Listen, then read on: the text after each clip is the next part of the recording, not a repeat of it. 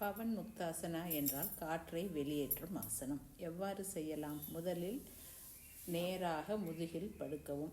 மூச்சை சுவாசித்து கொண்டு வலது காலை மடக்கி மார்பில் சேர்த்து கொள்ளவும். இரு கைகளாலும் முழங்காலை கட்டி பிடிக்கவும்.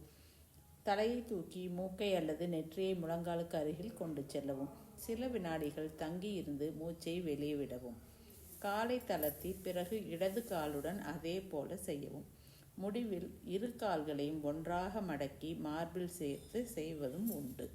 பின் கால்களை கட்டிய நிலையிலேயே முன்னும் பின்னும் உடலை அசைக்க வேண்டும். பிறகு பக்கவாட்டிலும் அசைக்க வேண்டும். இவ்வாறு செய்தால் பவன் முக்தாசனா முழுமை அடையும்.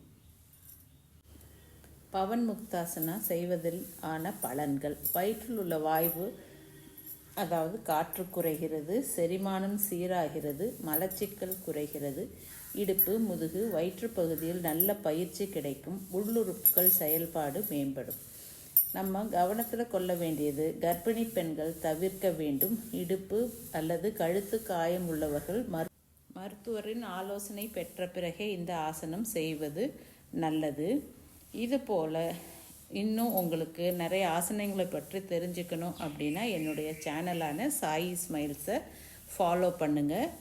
தொடர்புக்கு 9629863364 என்ற